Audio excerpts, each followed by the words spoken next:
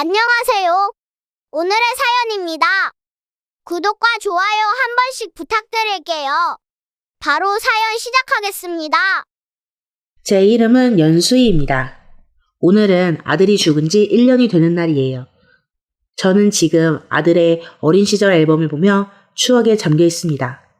이것은 제가 죽은 아들과 헤어진 전 남편과 있을 때의 이야기예요. 저는 현재 50대로 대학병원 응급실에서 일하고 있어요. 바쁜 업무로 연봉은 높지만 어쨌든 쉬는 날이 적어요. 아무래도 의료업계에 1년나는 아직 해소될 기미가 보이지 않는 것 같네요. 그런 저에게 4살 위의 전 남편, 박대용이 있었어요. 지금은 이혼했지만 지금까지 인생은 최악으로 생각되는 것도 이 남자와의 만남 때문입니다. 전 남편과 만난 것은 바쁜 업무 중 참석했던 한 모임이었어요. 근육질 건장한 체격의 전 남편은 당시 택배기사로 일을 하고 있었어요. 하지만 그런 전 남편도 결혼하고 나니 변했어요. 결혼과 동시에 직장을 그만두고 제 돈으로 놀러다니기 시작했어요. 야, 연수야, 돈 좀 줘. 뭐 또? 이번이 몇 번째일까? 하지만 남편의 눈빛이 무서워서 저는 대꾸할 수가 없었어요. 빨리 줘봐. 10배로 돌려줄 테니까. 아무 걱정하지 말고 있어. 그렇게 말하고 남편은 아마도 도박하러 갔을 거예요. 돌아오자마자 큰 소리를 내며 현관문을 열었어요. 아, 진짜 짜증나네. 끝발이 안 붙네. 짜증 가득한 남편에게 저는 일단 말을 건넸어요. 졌어? 너한테 받은 돈 다 잃었어. 결혼하고 나서부터 저는 매일 겁에 질려 살았어요. 주먹을 휘두르지는 않지만 말투가 강해 공포스러웠어요. 이혼이라는 선택지를 여러 번 생각했지만 이제 막 의사가 된 아들에게 걱정 끼치고 싶지 않았어요. 제 아들은 올해 31살인 내과 의사로 박인철이라고 해요. 친척들이 모두 의료인인 만큼 아들도 어렸을 때부터 의사를 꿈꿔왔고 의대에 진학해 지금은 종합병원에서 하루하루를 열심히 살고 있어요. 그런 아들이 최근에 결혼하고 싶은 사람이 생겼다고 했어요. 적어도 결혼식 끝날 때까지는 힘내자 라고 생각하며 언젠가는 이혼을 해야겠다는 생각으로 하루하루를 보냈어요.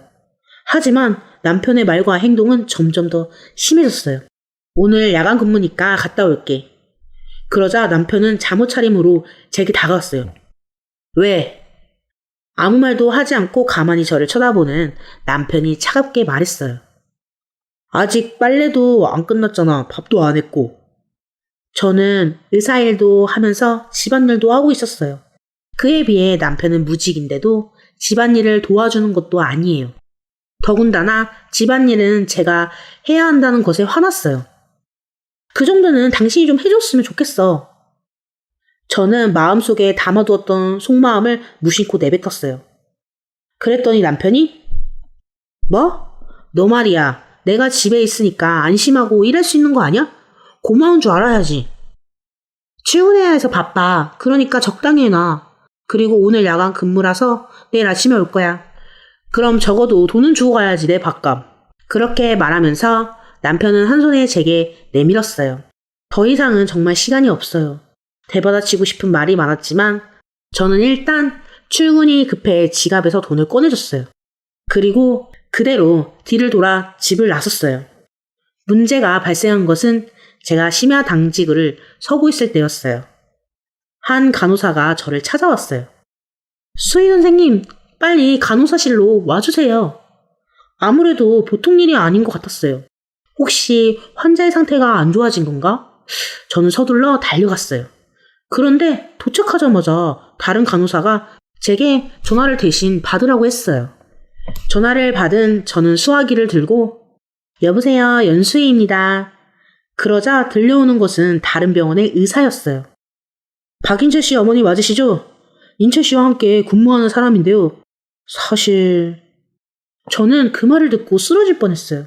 멍하니 수화기를 들고 서 있는 저를 간호사가 걱정스러운 눈으로 바라봤어요. 알겠습니다. 야간 근무가 끝난 대로 바로 갈게요. 인철이가 하반신 마비라니. 전화를 건 의사의 말에 따르면 아들이 비틀거리며 쓰러질 뻔한 환자를 도와주려다가 균형을 잃고 계단에서 떨어졌다고 해요.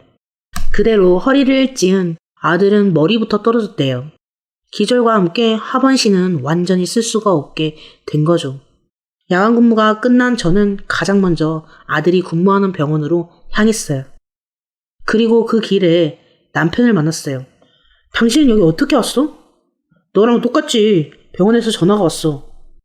우리는 그렇게 말을 주고받고 병실로 들어갔어요.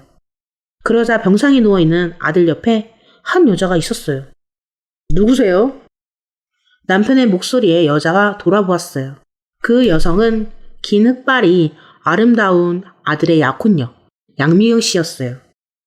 아들이 사진을 보여준 적이 있으니 틀림없었어요. 안녕하세요. 저는 인철 오빠 여자친구 양미경입니다. 옆에 있는 아들은 아직 의식이 돌아오지 않았는지 인공심폐 장치에 연결되어 있었어요. 왜 저 장치를... 제가 아들을 보며 의아해하고 있을 때 한 의사가 병실로 들어왔어요. 선생님, 아들은 하반신 마비라고 들었는데 왜 인공심폐 장치를... 그냥 기절한 거 아닌가요? 그냥 기절한 거라 금방 깨어날 거라고 생각했거든요. 그러자 의사가 설명을 시작했어요. 그리고 머리와 폐도 다쳤다는 걸 알았어요. 그 말을 듣는 순간 우리는 아무 말도 할 수가 없었어요. 의사인 저도 뭐라고 말해야 할지 입이 떨어지지가 않았어요.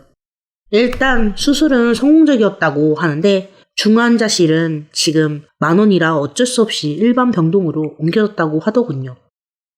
그 후 저는 한 달 동안 매일같이 아들의 병실을 찾았어요. 처음에는 양미경 씨와 몇 번 마주치기도 했어요. 하지만 점차 모습을 볼 수 없었어요. 그와 동시에 남편도 집을 자주 비웠어요. 하지만 생명을 구하는 일에 바쁜 저는 그런 것까지 일일이 신경 쓸 여유가 없었어요. 그런데도 하나님은 저에게 일부러 보여주려는 듯 충격적인 광경을 보게 됐어요. 바로 양미경 씨와 남편이 손을 잡고 호텔로 들어가는 모습이었어요.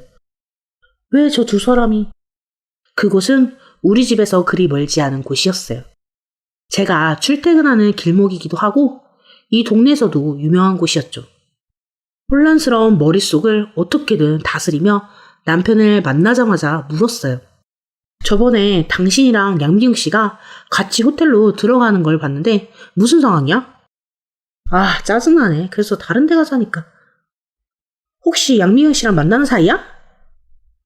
그러니까 저런 애를 그냥 놔두는 게 아깝잖아. 인철이도 계속 잠만 자고 있고 미경이가 이렇게 말하더라. 날 이렇게 오래 기다리게 하는 건 용서할 수 없어. 왜냐면 여자는 무서운 존재야. 아무리 아파도 예의는 없어. 저는 망치로 뒤통수를 맞은 것 같은 강한 충격을 느꼈어요. 아들이 결혼까지 생각한다고 했는데 예의 바른 아이라고 생각한 게 제 착각이었어요. 우리 아들이 너무 불쌍했어요.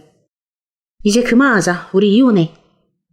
제 말에 남편은 시원하게 응했어요.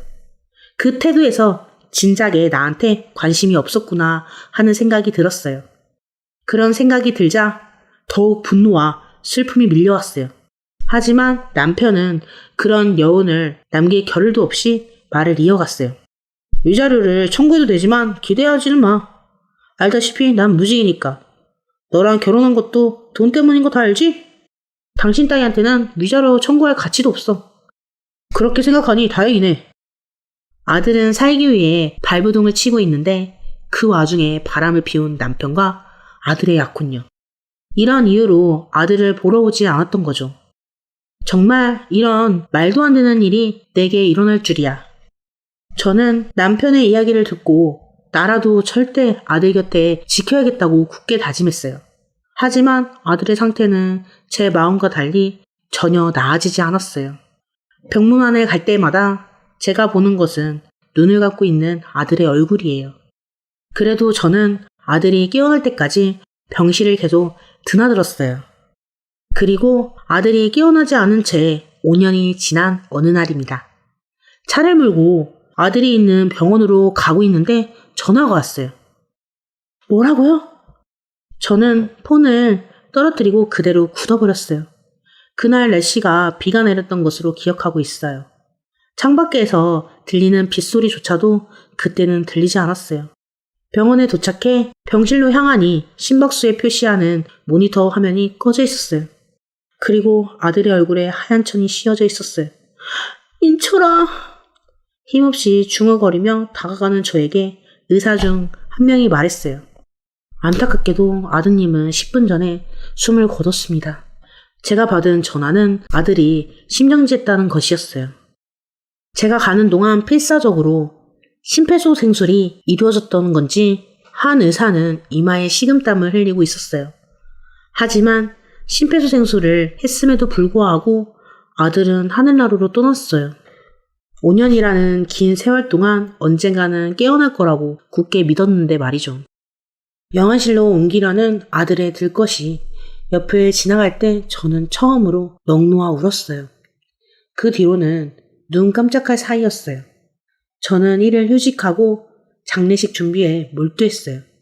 그리고 장례식 당일 저는 한 사람과 재회했어요. 맞아요. 바로 이혼한 전 남편이었어요. 너는...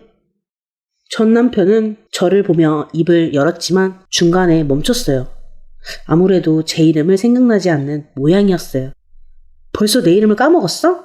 수희라는 이름이 그렇게 쉽게 잊혀져? 아, 맞다. 어쩐지 수박이 떠오르더라고. 당신이 어떻게 알고 왔는지 모르겠지만 뻔뻔하게도 잘 왔네. 아들은 살려고 발버둥 치고 있었는데 바람 피워놓고선 무슨 낯짝으로 여길 와? 난 장례식에는 관심 없어. 우리가 온 건...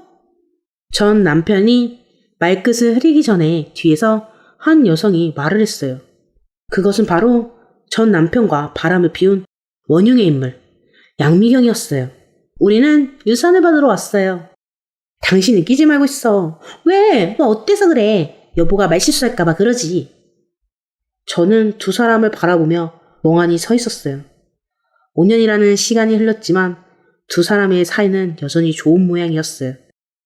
게다가 제 앞에서 애정 표현이 섞인 말을 했어요. 둘 다 좀 닥쳐. 제 말에 두 사람은 움직임을 멈췄어요.